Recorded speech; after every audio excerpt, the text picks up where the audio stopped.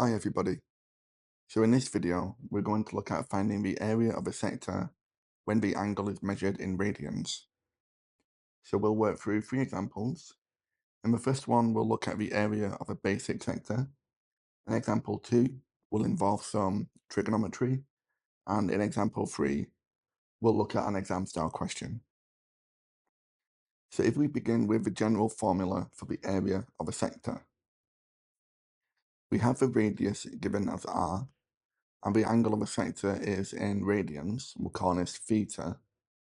Then the area of this sector will be a fraction of a full circle, and the fraction will be the angle over the full circle, which is 2 pi radians, and this is multiplied by the area of a full circle, pi r squared.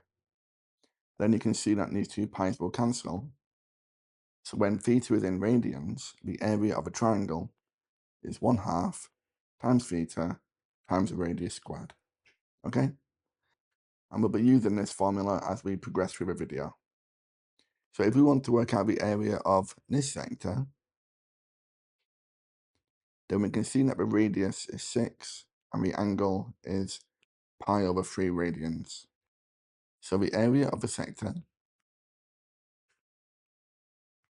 will be the 1/2 multiplied by theta, pi over 3, multiplied by the radius squared.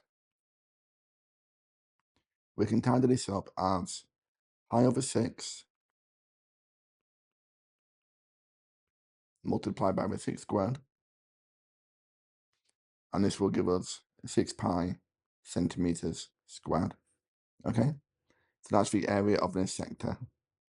Do you want to try and work out the area of this blue shaded region?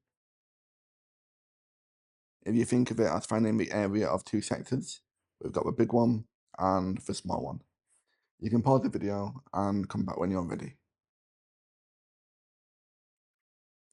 Okay, so welcome back if you had a go.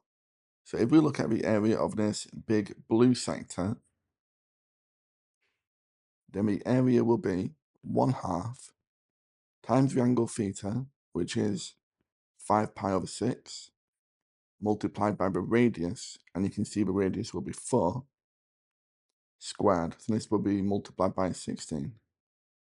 And when you work this out, we get 20 pi over 3 centimeters squared. And then we can subtract from this the area of this purple sector. And again, this will be 1/2 of the angle theta multiplied by the radius, which is now 3 squared.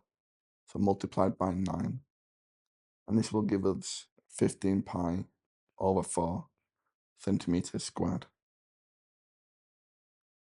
So the shaded area will be the 20 pi over 3 minus the 15 pi over 4. And this will give us 35 pi over 12 centimeters squared, okay? So that's the area of this blue region. How did you get on with that? Let's try another question. So in example 2, we need to find the area of this green region ABCD. We have a sector, and we've got a isosceles triangle here. Do you want to try and work out this area yourself? You can pause the video and come back when you're ready. Okay, so if we think about it as the area of this big green sector, and then from this we'll subtract the area of the isosceles triangle. So we'll begin with the sector. This will be 1/2 of the angle theta, and this time this is 1.8 radians multiplied by the radius, and this will be 7 squared, so multiplied by 14. And this works out to be 44.1 centimeters squared. And now we need to subtract from that the area of this isosceles triangle. And we can use the standard formula for the area of a triangle, which is 1/2 AB sine C. So 1/2 of 4 times the 4, so 1/2 of 16, times the sine of the angle, 1.8 radians.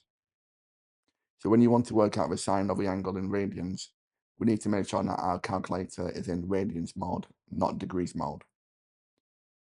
So when we work this out, we get 8 sine of 1.8, which is 7.79 centimeters squared.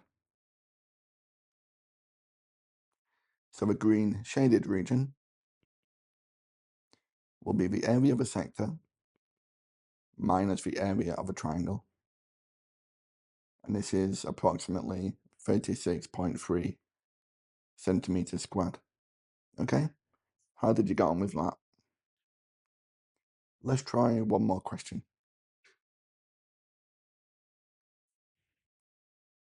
So in example 3, we've been given this sector ABC, and the triangle ABC is equilateral with a perpendicular height of 40 centimeters. We need to work out the area of this shaded segment. So do you want to give this question a go?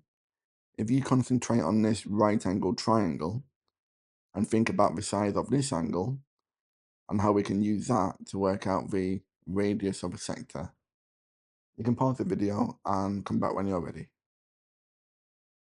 Okay, so I'll come back if you had a go. So if we focus our efforts on this green right-angled triangle, we have our right angle here, and we can work out this angle. Because we're told it's an equilateral triangle, we know this angle will be 60 degrees or pi over 3. So this one will be half of that. This will be pi over 6 radians. And the radius of our sector is the hypotenuse in this right angle triangle. So we have the angle, pi over 6, and we've got the length 40, and we want to work out the hypotenuse, so we're going to use cos. I'll label this A to C. So the cos of pi over 6 radians will be the adjacent length, 40, over the hypotenuse, A to C. So A to C will be 40 over the cos of pi over 6. When we work this out, we get approximately 46.19 centimeters. So that's the length of this radius. And now we have a radius, we can work out the area of this sector. I'll label this on the diagram as 46.19. So the area of the sector will be 1/2 of the angle, and the angle is now pi over 3 because we're looking at this angle. So 1/2 times pi over 3 multiplied by the radius, 46.19 squared. And this will give us approximately 1,117 centimeters squared. So what do you think we need to do to the area of this sector to find the area of this segment? So now we need to subtract from that the area of this equilateral triangle. But because we have a perpendicular height, and we know equilateral triangles have the same length on every side, we can just use the formula 1/2 of the base times the height. So the area of a triangle will be 1/2 multiplied by the base, 46.19, multiplied by the perpendicular height of 40. And this will give us 923.76 centimeters squared. So the area of a segment will be the sector take away the triangle.